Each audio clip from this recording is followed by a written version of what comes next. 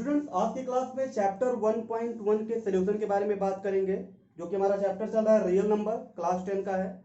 ठीक है, तो आइए क्वेश्चन को स्टार्ट करते हैं। बाकी इसके बेसिक इंट्रोडक्शन और कुछ बेसिक फॉर्मूलाज के बारे में हमने ऑलरेडी 2 वीडियोस बना रखा है, जिसका लिंक मैं डिस्क्रिप्शन में दे दे रहा हूँ। तो वहां से जाकर के आप उन वीडियोज को तभी देख लें, तभी आपको ये जो टॉपिक बताई जा रही है बहुत अच्छे तरीके से समझ आने वाली है। ठीक है, तो ये क्वेश्चन को स्टार्ट करते हैं। बाकी फ्रेंड्स, अगर आप चैनल पे नए हैं तो अभी कभी सब्सक्राइब कर लें, क्योंकि आपको पूरा का पूरा कंप्लीट मैथ कोर्स यहाँ पे कराया जाएगा बिना किसी चार्ज के। 867 और 255 का HCF निकालिए। ठीक है, HCF क्या होगा? यूक्लिड डिवीजन लेमा का प्रयोग करके। यूक्लिड डिवीजन एल्गोरिथम का फॉर्मूला क्या होता है हमने आपको बताया ही है। भाज्य बराबर भाजक गुणे भागफल धन शेष फल, यही तो होता है। ये हमने आपको बताया भी है और ये आपको पता भी है। अगर आपने वो वीडियो नहीं देखा तो भी आपको पता होना चाहिए। बहुत सिंपल सा लॉ है और इसी पे हमें HCF को निकालना होता है। देखिए क्या करना होता है कि जो बड़ी संख्या होती है हमें उसको छोटी संख्या से डिवाइड करना होता है, और डिवाइड हमें तब तक करना है जब तक आपका रिमाइंडर 0 नहीं आ जाता। कैसे करना होगा? जैसे 867 आपका दिया गया है, तो 867 को आप जब 255 से डिवाइड करेंगे तो फिर आपका डिवाइड करने पे कुछ रिमाइंडर आएगा, फिर उस रिमाइंडर को इस डिवाइडर से फिर से डिवाइड करना होगा। अगर कट जाता है, 0 आ जाता है तो बहुत ही अच्छी बात है, नहीं आता है तो फिर डिवाइड करना होगा। और जो प्रोसेस आप कर रहे हैं उसे इस फॉर्मूले पे यहाँ नोट डाउन करना होता है। ठीक है, देख लेते हैं। जैसे 255 को 867 को अगर आप 255 से डिवाइड करते हैं तो कितनी बार ये जाएगा? अगर आप देखेंगे तो ये जाएगा 3 बार। ठीक है, 3 बार लेकर के जाएं। 3 पचे 15 हो जाएगा, 3 पचे 15 1 16, 3 दूनी 6 1 7 होगा, 7 से 5 जाएगा 2, 6 से 6 जाएगा 0, 8 से 7 जाएगा 1। अब इस प्रोसेस को यहाँ पे इस फॉर्मूले पे लिख लेना है। भाज्य आपका ये है, यानी कि डिविडेंड ये है, डिवाइजर ये है, कोसेंट ये है और रिमाइंडर ये है। बस इसी पे रख लें। यानी कि होगा क्या? 867 बराबर 255 होगा गुणे 3 और धन 102 होगा। तो ये जो 102 आया है, इस 102 255 को फिर 102 से डिवाइड करना होगा। करके देख लेते हैं। मान लीजिए ये 255 है, 255 को 102 से अगर आप डिवाइड करेंगे तो कितनी बार जाएगा? 2 बार लेकर के जाएंगे। 102 दूनी कितना होगा? 2 तो 4 होगा। यहाँ पे आपका क्या आएगा? 51 आएगा। ठीक है, अब इस प्रोसेस को फिर से, क्योंकि हमारा रिमाइंडर 0 नहीं आया है, फिर से आप इस प्रोसेस को यहाँ नोट डाउन करें। यानी कि 255 बराबर क्या होगा? 255 बराबर होगा 102 गुणे 2 और धन 51 होगा। बहुत सिंपल सी बात है। अब चूंकि जो 51 रिमाइंडर आपका आया, फिर 51 102 को 51 से क्या करना होगा? डिवाइड करना होगा। अब मान लीजिए 51 को 102 को 51 से जब डिवाइड करेंगे तो हम सभी को पता है 51 दूना कितना होता है? 102 होता है। यहाँ पे तो रिमाइंडर आपका 0 आ गया, तो हमें क्या लाना है? रिमाइंडर हमें 0 ही लाना है। और जब आपका रिमाइंडर आ जाए 0, तो जो लास्ट प्रोसेस आपने किया है उसी का डिवाइजर आपका क्या हो जाता है? HCF हो जाता है। सिंपल सी बात है। बस इस प्रोसेस को यहाँ पे लिख लीजिए आप। यानी कि क्या होगा? 102 बराबर होगा 51 गुणे 2 धन 0 होगा। अब डिवाइजर क्या होगा? सॉरी, HCF क्या होगा? HCF ऑफ किसका निकालना है आपको? 867 और 255 का क्या हो जाएगा? ये जो डिवाइजर है आपका लास्ट वाला, यही आपका क्या होगा? HCF हो जाएगा। बस सिंपल, बहुत सिंपल सा लॉजिक है। ये तो था 2 नंबर का, लेकिन अगर हमें 3 नंबर का HCF निकालना हो तो हम कैसे निकालेंगे? इसे आप नोट कर लें इस क्वेश्चन को। बाकी हम 3 नंबर का भी HCF निकालना आपको बताते हैं। बहुत इंपॉर्टेंट ये सारे क्वेश्चन है और ऐसे बहुत सारे क्वेश्चन आपसे पूछे भी जाते हैं। एक बात का ध्यान रखें, ये जो हमने निकाला है ये यूक्लिड डिवीजन लेमा का प्रयोग करके निकाला गया है। ठीक है, यूक्लिड डिवीजन लेमा का प्रयोग करके। अगला क्वेश्चन देखिए। क्वेश्चन में दिया गया है दूसरा, HCF ऑफ 378 180 एंड 420। 378 180 और 420 का HCF निकालिए यूक्लिड डिवीजन लेमा का प्रयोग करके। क्वेश्चन को कैसे सॉल्व करना है? लास्ट क्वेश्चन में हमने देखा था कि 2 नंबर हमें दिए गए थे तो हम आसानी से निकाल लिए थे, लेकिन इसमें आपका 3 नंबर दिया गया है। फ्रेंड्स, कुछ नहीं करना है, बहुत सिंपल सा तरीका बताने जा रहा हूं। देखिएगा, जो आपका सबसे बड़ा नंबर है उस नंबर का और जो उससे छोटा नंबर है उस नंबर का HCF निकाल लीजिए। फिर उसके बाद में जब आपका उसका HCF आ जाएगा तो जो HCF आया और जो बचा हुआ नंबर है उनका HCF निकाल लीजिए। सिंपल, आपका वही आंसर हो जाएगा। कैसे देखिएगा, जैसे 4 तो 20 है, 4 तो 20 सबसे बड़ा नंबर है, इससे बड़ा नंबर है 378, है ना, और इससे आपका क्या सबसे छोटा नंबर 180 है। अब क्या करना है, 420 और 378 का HCF आप निकालिए, इन दोनों का HCF निकालिए। HCF निकालने के लिए क्या बताया हमने कि सबसे बड़ी वाले नंबर को छोटे संख्या से डिवाइड करना होता है, यानी कि 420 को आपको 378 से डिवाइड करना होगा। सिंपल सा बात है। अब 378 से डिवाइड करेंगे, एक बार जाएगा ये 378 होगा, यहाँ पे 10 से 8 जाएगा 2 बचेगा, 11 से 4 जाएगा 7 जाएगा 4 बचेगा 42। रिमाइंडर तो आपका जीरो आया नहीं, हमें रिमाइंडर लाना है जीरो HCF निकालने के लिए। बस सिंपल सा जो हमारा फॉर्मूला है, divisor equal to dividend, sorry dividend equal to divisor multiply by remainder quotient plus remainder के फॉर्मेट में यहाँ पे रख दीजिए। यही तो हमारा यूक्लिड डिवीजन है। भाज्य बराबर भाजक गुणे भागफल धन शेषफल। भाज्य आपका 420 भाजक 378 भागफल 1 और शेषफल कितना आ गया 42 आ गया। अभी भी हमारा रिमाइंडर क्या है, जीरो नहीं आया है। बस फिर से क्या करना है, हमारा जो यहाँ पे डिवाइजर है और जो यहाँ पे रिमाइंडर है उससे हमें फिर से डिवाइड करना होगा, यानी कि 378 को आपको फिर से 42 से डिवाइड करना होगा। अब करिए कितनी बार ये जाएगा, क्योंकि नंबर तो बड़ा है 378 और 42, तो बहुत सिंपल सा तरीका बताने वाला हूँ। क्या करना है, यहाँ से एक एक नंबर को हटा दीजिए आप। अब देखिए एक एक नंबर को हटाइए, अब देखिए कितनी बार जा रहा है, कितनी बार टेबल पढ़ना पड़ेगा कि 37 आए, 9 चौक 36, ठीक है, तो 9 बार लेकर के चले जाएं।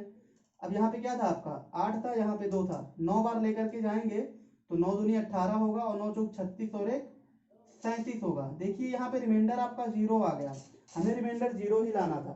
अब इसे क्या करना है, फॉर्मेट में लिखिए 378 होगा, 378 बराबर 42 गुणे 9 धन जीरो। अब आपका HCF क्या होगा, HCF हमने बताया जो आपका लास्ट टाइम में जीरो आता है उसी का डिवाइजर आपका HCF हो जाता है। तो HCF आपका जो होगा वो 42 होगा।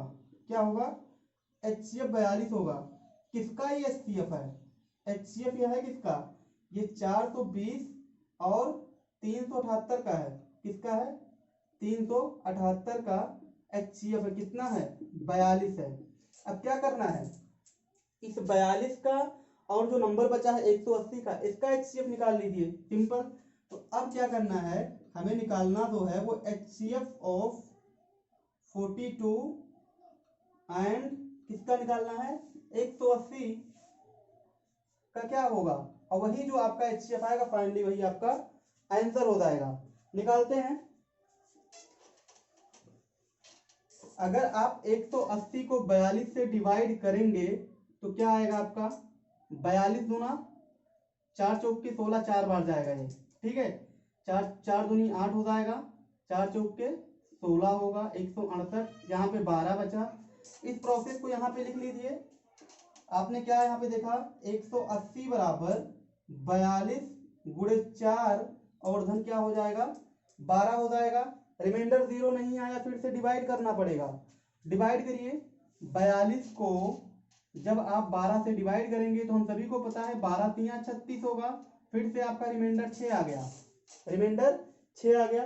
फिर से इस प्रोसेस को यहाँ पे लिख लीजिए। मान लीजिए यहाँ पे हम लिख देते हैं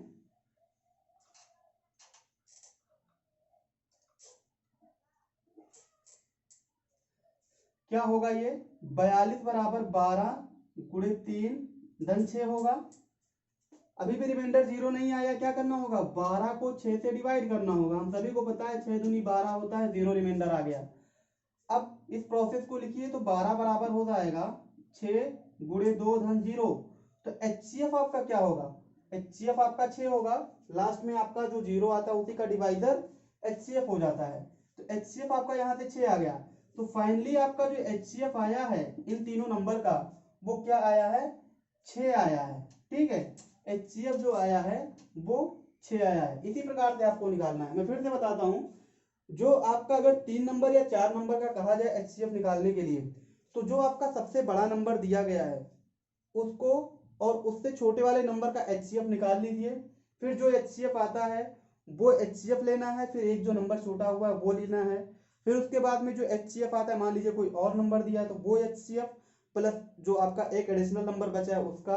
तो इसी प्रकार से आपको HCF फ्रेंड्स निकालना है। ठीक है, तो ये था बहुत सिंपल सा लॉजिक। अब आइए थोड़ा सा अलग फॉर्मेट का क्वेश्चन देखते हैं। हमें नहीं लगता कि HCF निकालने में आपको कोई प्रॉब्लम होगी।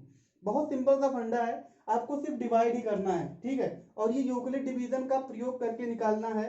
अगर आपको क्वेश्चन एग्जाम में यूक्लिड डिवीजन का प्रयोग करके कहा जाता है तभी आपको निकालना है, अन्यथा नहीं निकालना है। नहीं तो फिर आप नॉर्मली फैक्टर करके निकालेंगे, वो तो आपका आगे हम आपको बताएंगे ही कि फैक्टर करके कैसे आप HCF निकाल सकते हैं। ठीक है, तो ये तो था यूक्लिड डिवीजन लेमा का प्रयोग करके। फिर से मैं बता रहा हूं, अगर आपको कोई चीजें समझ नहीं आ रही है यहाँ से, तो आपसे हम्बल रिक्वेस्ट है कि जो 2 वीडियोज हमने बना रखा है इंट्रोडक्शन का, आप उसे जाके जरूर देखें, तभी आपको ये चीजें समझ आने वाली हैं सही तरीके से। हमें पता है कुछ चीजें समझ नहीं आ रही होंगी, लेकिन इसके लिए आपको फ्रेंड देखना पड़ेगा जो हमारा इंट्रोडक्शन का पार्ट है वो आप जाके देख लें। ठीक है, दर्शाइए कि कोई भी धनात्मक विषम पूर्णांक 6q+1 या 6q+3 या 6q+5 के रूप का होता है, जहां q कोई एक पूर्णांक है, जहां पे q कोई एक इंटीजर हमें दिया गया है। प्रूव क्या करना है कि जितने भी हमारे ऑड पॉजिटिव इंटीजर्स होते हैं, या तो फिर वो 6q+1 के फॉर्मेट में हो, या फिर 6q+3 या फिर 6q+5 के फॉर्मेट में होते हैं। तो मान लेते हैं कि माना वो हमारे जो विषम संख्याएं हैं जो कि 6q+1 6q+3 और 6q+5 के फॉर्मेट में होते हैं, वो x हैं। यहाँ पे आप कंसीडर कर लीजिए, क्योंकि आपने कोई भी चीज अगर सॉल्व करना है तो आप मान के करेंगे तो बहुत ही सिंपल सा लगेगा।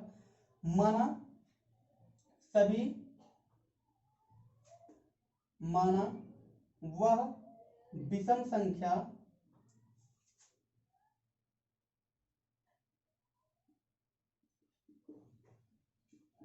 आपका क्या है, x है।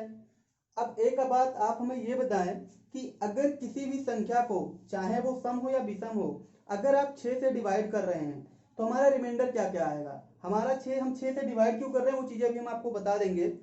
बाकी आप बताएं, अगर किसी संख्या को आप 6 से डिवाइड कर रहे हैं तो रिमाइंडर क्या आएगा। बहुत सिंपल सी बात है, रिमाइंडर हमारा 6 से हमेशा छोटा आएगा। शेषफल हमेशा 6 से छोटा आता है डिवाइजर से, भागफल भाजक से।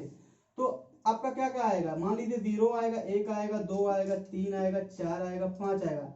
हमारा जो रिमाइंडर होगा वो इन सारे नंबर में से कोई एक नंबर होगा अगर किसी संख्या को आप 6 से डिवाइड करेंगे। कभी भी आपका जो रिमाइंडर है वो 6 से बड़ा नहीं आ सकता है। तो रिमाइंडर हमेशा क्या होगा, 6 से छोटा होगा और 0 के बराबर या 0 के बड़ा होगा। इस फॉर्मेट में रिमाइंडर आपका हमेशा आएगा जब आप किसी संख्या को 6 से डिवाइड करेंगे। तो मान लीजिए हम इसी को x से डिवाइड कर रहे हैं, सॉरी इस x को 6 से डिवाइड कर रहे हैं। तो जब आप x को 6 से डिवाइड करेंगे तो मान लीजिए हमने डिवाइड करा 6 और यहाँ पे आपका जो कोशेंट आया वो कुछ अलग आया, मतलब इसे हम q कंसीडर कर रहे हैं और रिमाइंडर को r कंसीडर कर रहे हैं। तो अगर हम यूक्लिड डिवीजन लेमा पे इसे हम रखते हैं तो x इक्वल टू क्या हो जाएगा, 6q+r हो जाएगा। सिंपल सी बात है। यूक्लिड डिवीजन लेमा का प्रयोग करके हम सभी को पता है भाज्य बराबर डिटेल्स में बता दे रहा हूं, बाकी ऐसे सारे क्वेश्चन जितने भी आपके एग्जाम में आएंगे आप सॉल्व कर लेंगे। भाज्य बराबर क्या होता है, भाजक गुणे भागफल धन शेषफल हो जाएगा। ठीक है, धन शेषफल। अब इस फॉर्मेट को यहां पे ऐसे लिख दीजिए आप। तो x की जो वैल्यू होगी, भाज्य आपका क्या है, x है, x इक्वल टू क्या होगा, 6q+r। अभी हमने आपको बताया कि जो r हो सकता है या तो फिर वो 0 हो सकता है या फिर 1 2 3 4 5 तक हो सकता है। किसी भी संख्या को आप जब 6 से डिवाइड करेंगे तो शेषफल हमेशा 6 से छोटा ही आएगा। दूसरी भाषा में समझ लें, किसी भी संख्या को किसी भी संख्या से डिवाइड करेंगे तो आपका जो रिमाइंडर होता है, जो शेषफल होता है, हमेशा डिवाइजर से छोटा ही आता है। इसे कहीं आप नोट कर लें, बहुत अच्छी बात है ये और बहुत ही इंपॉर्टेंट चीज है। अगर मैं यहाँ पे इसका फॉर्मेट लिखूं तो आपका जो शेषफल होगा, जो रिमाइंडर होगा, या तो फिर 0 होगा या फिर 0 के बराबर होगा या फिर 6 से छोटा होगा। ठीक है, मतलब रिमाइंडर हमेशा क्या होगा, 0 1 2 3 4 5 के बीच में ही आएगा। तो मान लीजिए कि अगर हम यहाँ पे रिमाइंडर 0 लेते हैं तो हमारा जो फॉर्मेट बनेगा ये तो बन जाएगा 6q+1 होगा। अगर यहीं आपने रिमाइंडर, अरे भाई यहाँ पे आप, हमने क्या बताया आपको कि रिमाइंडर जो होगा वो 1 2 3 4 5, 0 से लेके 5 तक होगा। तो हमने क्या किया, हमने रिमाइंडर एक बार 1 लिया, पहले आप 0 ले लीजिए।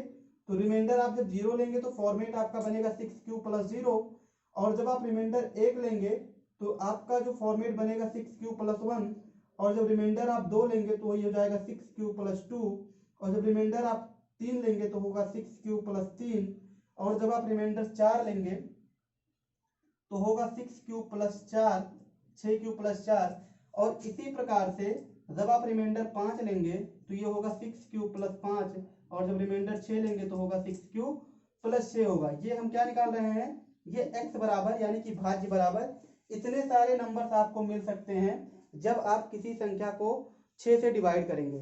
अब हमें क्या प्रूव क्या करना है, हमें प्रूव करना है जितने भी हमारे ऑड पॉजिटिव इंटीजर्स होते हैं वो या तो फिर 6q + 1 होते हैं, या तो फिर 6q + 3 के फॉर्मेट में होते हैं, या 6q + 5 के फॉर्मेट में होते हैं।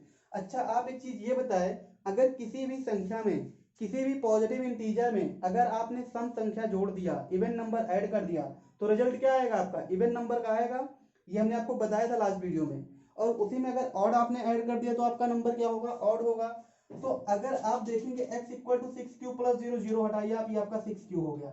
6q आपका क्या है, ये आपका एक इवन नंबर है। इवन नंबर क्यों है, क्योंकि अगर आप देखेंगे तो इसे हम लिख सकते हैं 2q × 3, और जिसमें आपका 2 का मल्टीप्लाई हो गया वो आपका क्या हो गया, इवन नंबर हो गया, या फिर जो 2 से डिवाइड हो जाए।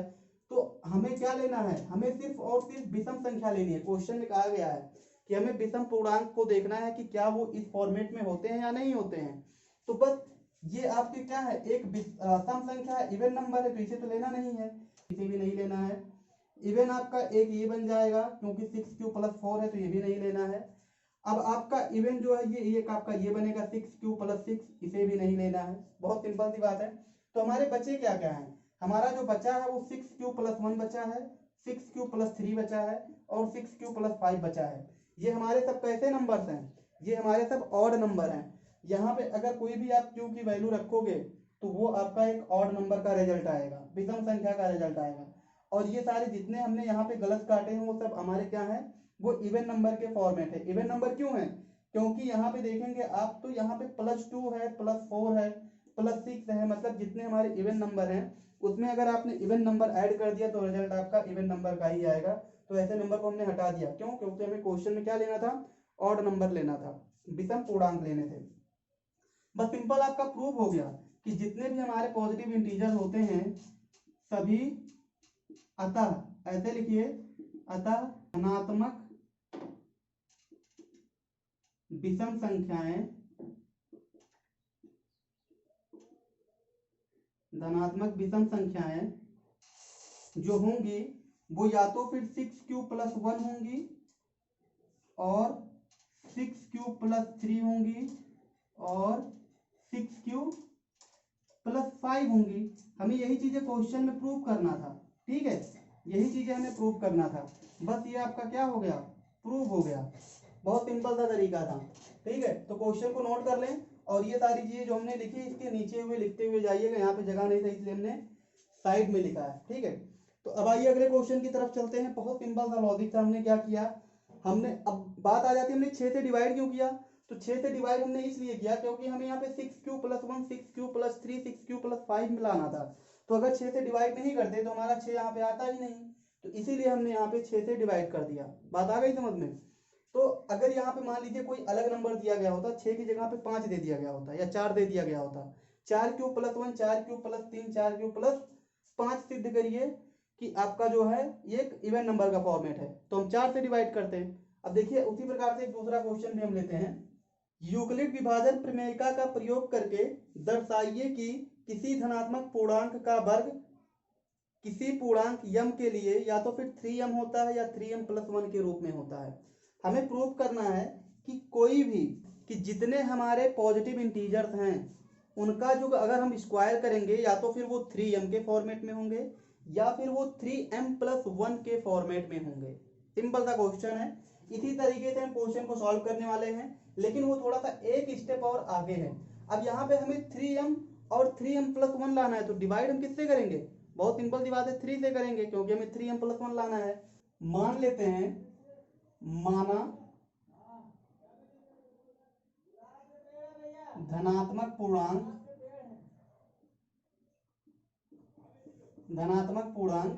x है। तो हम सभी को पता है कि अगर किसी भी संख्या को 3 से डिवाइड करेंगे तो रिमाइंडर क्या आएगा, या तो 0, या तो फिर 1, या तो फिर 2 आएगा, क्योंकि डिवाइजर जो है 3 है, तो 3 से कभी भी रिमाइंडर आपका ऊपर नहीं आ सकता है। ठीक है, तो मान लीजिए यहाँ पे अगर हम x को डिवाइड करते हैं 3 से और हमारा जो रिमाइंडर आता है, कोसेंट आता है, वो q आता है, और यहाँ पे 3q हो जाएगा, और आपका जो रिमाइंडर आता है मान लीजिए हम r इसे मान ले रहे हैं, तो x की जो वैल्यू होगी वो 3q और ये आपका प्लस r हो जाएगा, है ना। तो x इक्वल टू क्या लिख सकते हैं, 3q plus r। Euclid division प्रमेय का प्रयोग करके भाज्य बराबर भाजक गुणे भागफल धन शेषफल, है ना। अब क्या करना है हमें, हम सभी को पता है कि जो r की वैल्यू होगी वो या तो फिर 6 से बड़ी होगी, 6 से छोटी होगी, या फिर 0 से बड़ी, या फिर 0 के बराबर होगी। तो r का मान क्या हो सकता है, यहाँ पे 6 नहीं 3 होगा, क्योंकि हमने 3 से डिवाइड किया है। तो r का मान या तो 0, या तो फिर 1, या तो फिर 2 हो सकता है। 3 भी नहीं होगा, क्योंकि 3 आपका रिमाइंडर कभी भी डिवाइजर के इक्वल नहीं आता है। अब क्या करना होगा आपको, x का मान आएगा जो, मान लीजिए अगर हम r की जगह पे 1 रखते हैं तो 3q + 1 हो जाएगा। पहले 0 रख के देख लीजिए, एक तो फॉर्मेट 0 वाला बनेगा, और दूसरा आपका जो बनेगा वो बनेगा 3q + 1, और दूसरा जो बनेगा वो बनेगा 3q + 2 बनेगा। ये 3 फॉर्मेट आपके बनेंगे जब आप किसी भी संख्या को 3 से डिवाइड करेंगे, या तो फिर रिमाइंडर 0, या फिर 1, या फिर 2। q की जगह पे आप कोई भी नंबर रख सकते हैं, q इक्वल टू 1, 2, 3, 4, 5, कोई भी पॉजिटिव इंटीजर सब रख सकते हैं, तो आपका x का मान निकल जाएगा, मतलब जिससे आप डिवाइड कर रहे हैं। ठीक है, तो ये बहुत सिंपल सा तरीका था। अब देखिएगा हमें क्या करना है, हमें प्रूव करना है कि जितने भी हमारे पूर्णांक होते हैं उनका स्क्वायर या तो 3m या फिर 3m+1 के फॉर्मेट में होता है। तो स्क्वायर निकालना है, तो ये सारे जितने भी हमारे नंबर है, ये तो हमने क्या निकाला, ये हमारे पॉजिटिव इंटीजर्स है ना, धनात्मक पूर्णांक है। अब धनात्मक पूर्णांकों का वर्ग हमें दिखाना है, 3m + 3m+1 के फॉर्मेट में होता है, तो हमें इसका स्क्वायर करना होगा, है ना। तो क्या लिखेंगे आप, सभी धनात्मक पूर्णांकों का वर्ग करने पर, है ना, क्या लिखेंगे, वर्ग करने पर। अब जैसे मान लीजिए आपने इसका वर्ग किया तो x equal to x² equal to क्या होगा आपका, ये 3q का स्क्वायर हो जाएगा, यानी कि 3q का स्क्वायर क्या होगा, 9q का स्क्वायर हो जाएगा, है ना, 9q का स्क्वायर हो जाएगा, कोई प्रॉब्लम नहीं होनी चाहिए। इसी प्रकार से अगर आपने लिखा x² इक्वल टू 3q + 1 का स्क्वायर किया आपने, तो इसे आप तोड़ेंगे अगर, तो ये हो जाएगा 9q का स्क्वायर, क्या होगा, 9q का स्क्वायर प्लस 3 दूनी 6q हो जाएगा, और ये +1 हो जाएगा।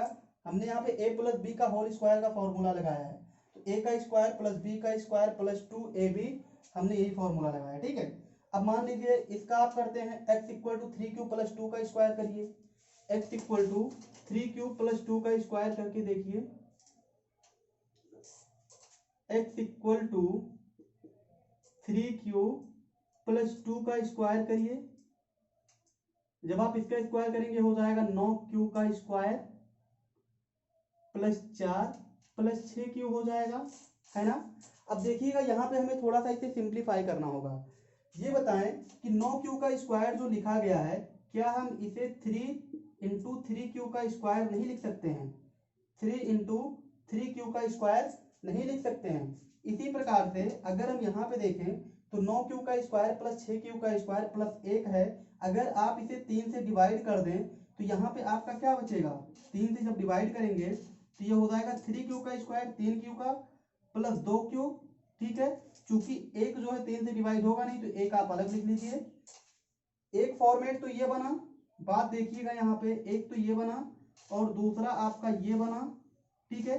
इसी प्रकार से यहाँ पे आप अगर कॉमन लेंगे, यहाँ पे 9q का स्क्वायर और 4 को अगर आप 3 + 1 कर देते हैं, मैं यहाँ पे थोड़ा सा डिटेल लिखता हूँ, 9q का स्क्वायर +3 + 6q + 1, तो यहाँ पे भी आप अगर 3 कॉमन ले लेंगे तो आपका बचेगा क्या, क्यू का square plus 1 plus 2q plus 1 हो जाएगा। अब समझने वाली बात क्या है वो चीजें मैं आपको बता दूं। ये तो बहुत सिंपल था, यहाँ तक समझने में प्रॉब्लम नहीं होगी। यहाँ पे हमने क्या लिखा है, 3 इंटू 3q का स्क्वायर। अगर आप यहाँ पे q की कोई वैल्यू रखोगे, फॉर एग्जाम्पल मान लीजिए q की जगह पे आपने 2 रख दिया, तो 2 दूनी 4 3 12, यानी कि 3 गुणे 12 आ जाएगा। यहाँ पे जैसे ही आप जितनी बार q का मान बदलेंगे उतना आपका इस पूरे का वैल्यू बदल जाएगा। इसी प्रकार से इसमें जब आप q का मान कोई भी रखेंगे, q की कोई भी वैल्यू रखेंगे तो उसकी वैल्यू तुरंत बदल जाएगी। इसी प्रकार से इसमें है, इस पूरे टर्म में अगर आपने q की वैल्यू को रखा कोई, तो पूरा का पूरा टर्म जो है इसकी वैल्यू बदल जाएगी। मतलब इन पूरे के ऊपर डिपेंड करता है, q के ऊपर डिपेंड करता है कि इन सब का मान क्या होगा। तो मान लीजिए कि ये सारे जो नंबर हम इसे m कंसीडर कर ले रहे हैं, क्योंकि मान तो हमें पता नहीं है, इन सब का वैल्यू तो हमें पता नहीं है। तो जैसे ही आप ये पूरा m मानेंगे और यहाँ पर भी आप m मान लेते हैं इसे, इस पूरे को अगर आपने m कंसीडर करा तो यहाँ पे फॉर्मेट आपका क्या बन जाएगा, 3m प्लस 1 हो जाएगा, एक्स स्क्वायर इक्वल टू, और इसी प्रकार से यहाँ पे आपका क्या हो जाएगा, 3m हो जाएगा, और ये हो जाएगा आपका 3m प्लस 1 हो जाएगा। ठीक है, कोई दिक्कत नहीं होनी चाहिए। तो हमें फ्रेंड्स यही चीजें तो प्रूव करनी थी कि जो एक्स स्क्वायर होगा वो या तो फिर 3m होगा या तो फिर 3m प्लस 1 होगा।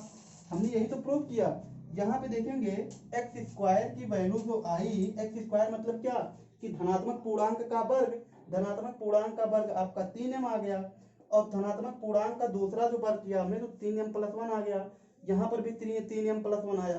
तो इससे कोई मतलब नहीं है, मतलब एक ही को लेना है। तो ये आपका जो है प्रूव नहीं हो गया कि हमें जो है किसी भी धनात्मक पूर्णांक का हम जब वर्ग कर रहे हैं तो या तो फिर वो 3m फॉर्मेट में होगा या फिर 3m प्लस 1 के फॉर्मेट में होगा। तो वही चीजें हमें प्रूव करनी थी, जो कि प्रूव हो गई। बहुत सिंपल सा तरीका है। अब यहाँ पे देखिएगा, अगर आप कोई भी नंबर रखेंगे, ये आपने क्या लिया, 5 का वर्ग लिया 25। अब क्या 25 को हम 3m या 3m प्लस 1 के फॉर्मेट में लिख सकते हैं? तो वो चीज आप देख सकते हैं कि 3 गुणे 8 धन 1 अगर करेंगे, m की जगह पे 8 रखेंगे अगर, तो आपका ये 25 आ जाएगा, यानी कि 3m प्लस 1 के फॉर्मेट में नहीं हो गया। जहां पे m इक्वल टू, आप अगर देखेंगे आपके क्वेश्चन में ही कहा गया है कि m कोई एक धनात्मक पूर्णांक है, तो m इक्वल टू कोई भी आपका एक नंबर यहाँ पे ले सकते हैं। ठीक है, तो वो पूरा का पूरा क्या होगा, किसी भी पूर्णांक का एक वो वर्ग हो जाएगा, स्क्वायर हो जाएगा। बहुत सिंपल सा क्वेश्चन था। ठीक है, तो फ्रेंड्स आज की डेट का वीडियो खत्म होता है। बहुत ही अच्छे अच्छे क्वेश्चन थे ये, आप इसी पे बहुत सारे क्वेश्चंस आपके बचे हुए हैं, आप उन्हें सॉल्व करिएगा। ठीक है, बाकी नेक्स्ट वीडियो में मिलेंगे अगले चैप्टर में, उसके कुछ बेसिक इंट्रोडक्शन के बारे में पढ़ेंगे, फिर क्वेश्चन को सॉल्व करेंगे। तब तक के लिए आप अपना ख्याल रखें। बहुत बहुत धन्यवाद हमारे साथ जुड़े रहने के लिए। Thank you.